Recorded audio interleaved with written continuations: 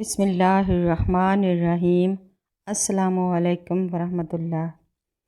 دو آدمی ایک قریشی خاتون کی خدمت میں حاضر ہوئے اور اس کے پاس 100 دینار بطور امانت رکھ کر کہا، جب تک ہم دونوں اکٹھے ہو کر اپنا مال طلب نہ کریں تب تک آپ یہ امانت واپس نہیں کریں گی۔ ہم دونوں کی موجودہ امانت واپس کرتے وقت ضروری ہے۔ اس عورت نے ان کی امانت رکھ لی اور اس پر 1 سال کا وقفہ گزر گیا۔ 1 سال کے بعد ان دونوں میں سے ایک شخص اس خاتون کے پاس آیا اور کہنے لگا کہ میرے دوسرے ساتھی کا انتقال ہو گیا ہے، اس لیے جو 100 دینار ہم نے تمہارے پاس امانت رکھے ہیں مجھے دے دو۔ خاتون نے امانت اس کے حوالے کرنے سے انکار کر دیا اور کہنے لگی، تم دونوں ساتھیوں نے میرے پاس امانت رکھتے ہوئے یہ شرط رکھی تھی کہ میں تم میں سے ایک کی غیر موجودگی میں مال دوسرے کے حوالے نہ کروں، اس لیے میں امانت تیرے سپرد نہیں کر سکتی۔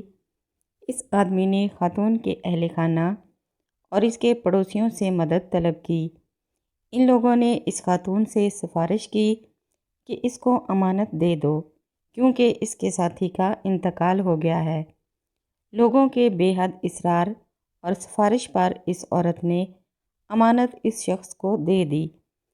ادھر اس بات کو 1 سال اور گزر گیا تو دوسرا شخص جس کو اس کے دوست نے مرا ہوا ظاہر کیا تھا اس عورت کے پاس آیا اور آ کر امانت طلب کی۔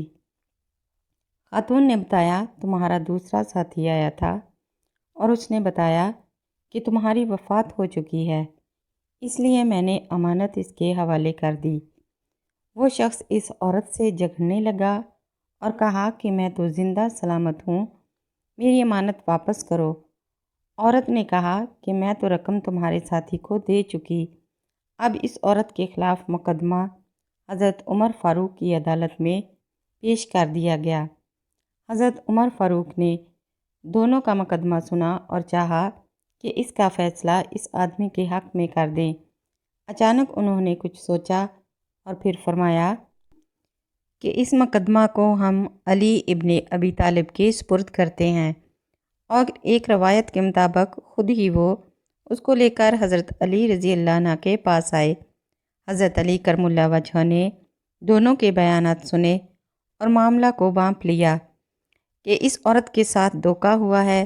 چنانچہ فرمایا، کیا تم نے اس خاتون سے یہ شرط نہیں رکھی تھی کہ مال ایک کی غیر موجودگی میں دوسرے کے حوالے مت کرنا؟ اس آدمی نے جواب دیا، ہاں، یہ شرط تو رکھی گئی تھی۔ حضرت علی رضی اللہ عنہ نے فرمایا، تمہارا مال ہمارے پاس موجود ہے، اپنے ساتھی کو بلا لاؤ تاکہ میں تم دونوں کا مال تمہارے سپرد کر دوں۔